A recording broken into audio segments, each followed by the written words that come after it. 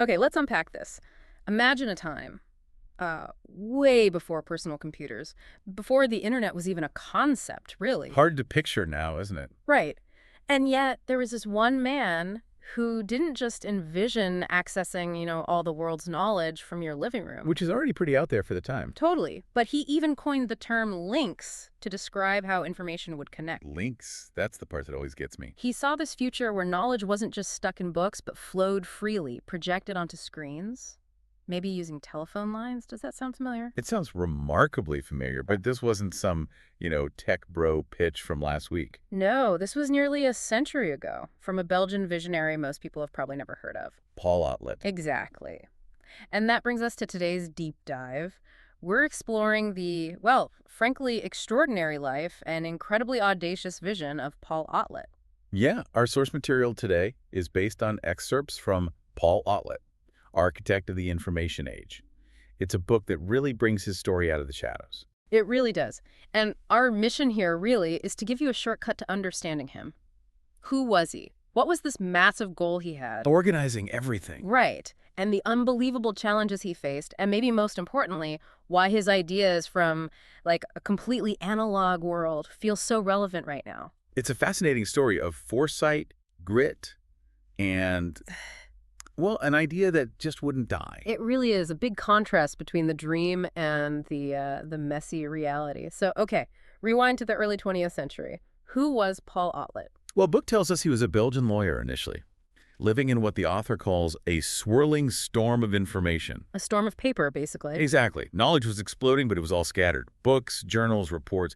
No easy way to connect the dots. And he wasn't like a librarian by training. No, that's what's interesting. Trained as a lawyer, a pretty stable, probably comfortable path back then. You'd think so. But the book says he felt restless and unsatisfied. He actually turned away from what could have been a lucrative legal career. Why? What drove him? It seems like this deep intellectual, maybe even moral drive.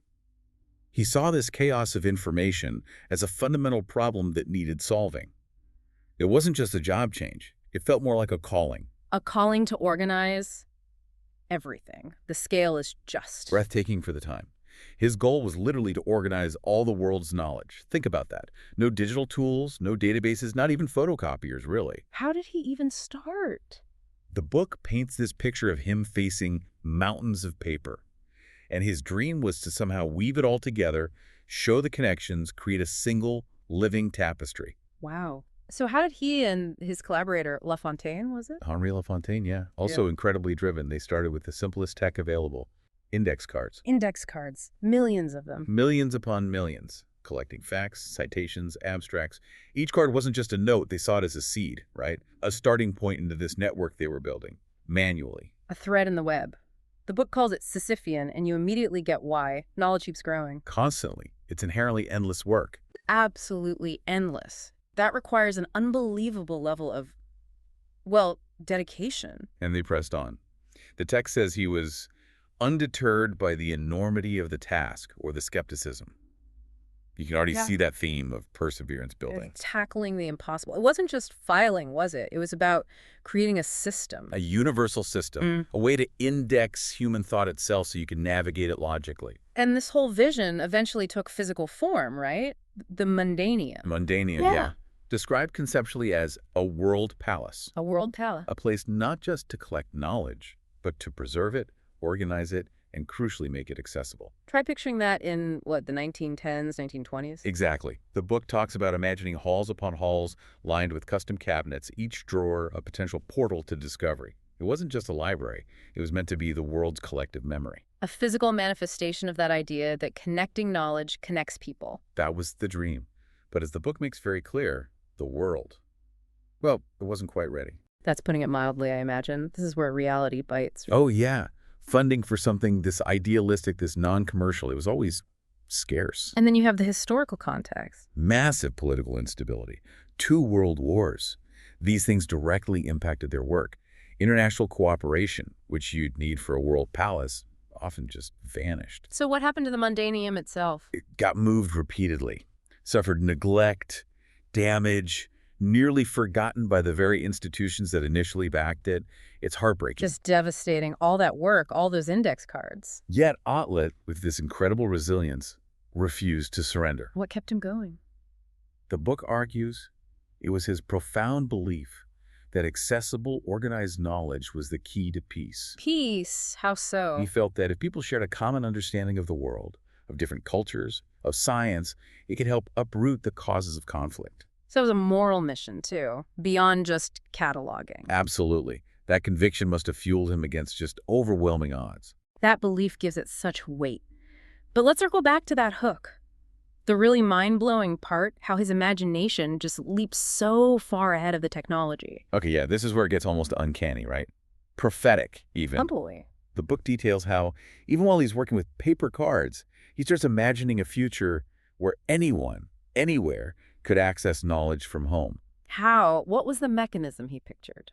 He called it an electric telescope, somehow connecting to distant information hubs via telephone lines. An electric telescope. Yeah, you'd query the system, and the relevant info would be projected onto a screen for you, remotely. Okay, hold on. Remote access, information flowing digitally, on-demand retrieval, screens, in an era of paper and telegraphs. It's an enormous conceptual leap. He didn't have the tech to build it, obviously, but he saw the need, the desire for interconnected information long before the infrastructure existed. And it wasn't just about getting the documents, was it? It was about how they connected.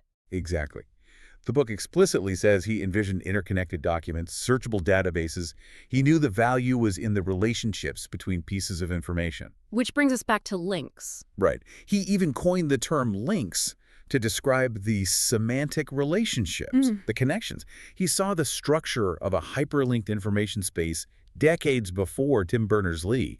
He wasn't just dreaming of a digital library, he was dreaming of the network. It's genuinely uncanny. He foresaw the fundamentals of the internet, search, digital libraries, but, as the book points out, genius is rarely rewarded in its own time. No kidding. Otlet's story is a prime example. His work faced huge indifference, skepticism, even ridicule. People thought he was crazy. Pragmatic types, bureaucrats, traditional academics, they called his projects utopian, impractical.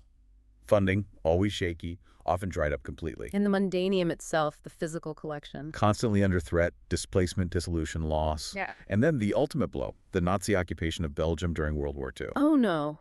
What happened? The occupation forces seized resources, destroyed parts of the collections. The Mundaneum was nearly obliterated. How does someone possibly keep going through that? Not just skepticism, but active destruction. The book calls his resilience his superpower. It describes him still working, writing, refining ideas, trying to save fragments. He was undaunted by failure, unbowed by loss. Just pure belief. A profound belief in the future necessity of what he was doing. He seemed convinced the world would eventually catch up. That the seeds he planted, even if trampled, would eventually bloom. But the book mentions it wasn't all smooth sailing, even conceptually, right? There were critiques. That's true. It covers the controversy and critique. Yeah. Some contemporaries just dismissed him as a dreamer, chasing a fantasy. A utopian. Yeah. And others raised fair points about feasibility. Can you really organize all knowledge? It's endless, always changing. Were his methods, innovative as they were, maybe becoming outdated even as he worked? Even his collaborator, La Fontaine, had doubts sometimes. Sometimes questioned the practicality, the sheer endlessness of it all. It sounds like he was controversial because he was challenging the fundamentals of how people thought about knowledge. Absolutely. He wasn't just tweaking a system, he was proposing a whole new paradigm. And that always invites pushback. But the book asks that crucial question. Is it not the dreamers who move the world forward? His willingness to imagine the seemingly impossible is what makes him so compelling. Exactly right. He wasn't just making a giant card file, he was creating a new philosophy for information, its interconnectedness, its potential for good. And the book is crystal clear.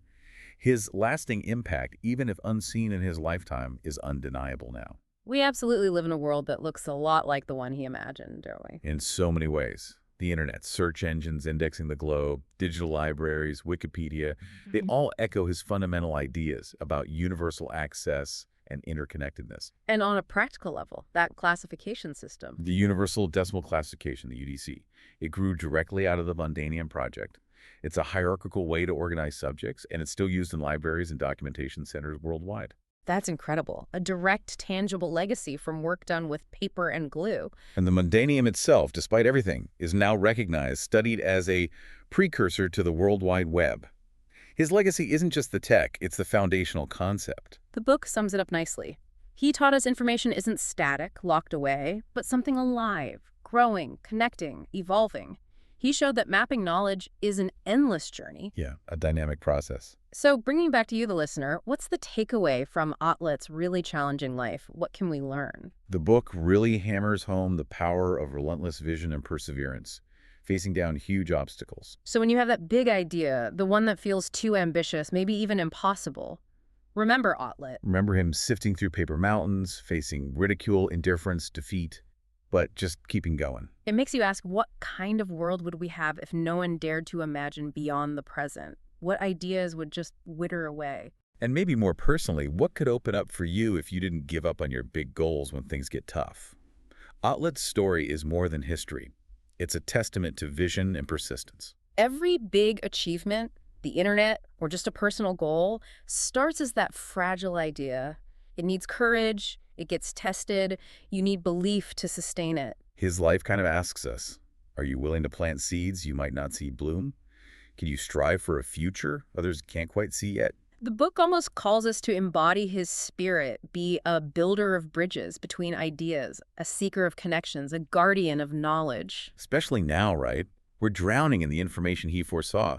The challenge isn't just finding facts, but weaving them into meaning, using them responsibly. Ultimately, Otlet's story is about daring to dream big, persisting when doubted, and believing your efforts, however small, can ripple outward and shape what comes next. Like Otlet, the architect of tomorrow's possibilities, building the future starts now with vision.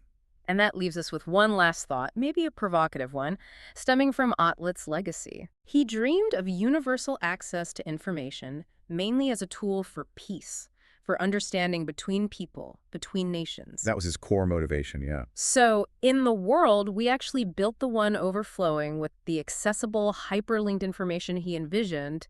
Does it truly live up to that hopeful vision? That's a heavy question. Or does the sheer volume, the noise, the speed, the way information gets weaponized sometimes, does that present totally new challenges he couldn't have imagined? Challenges we now have to grapple with.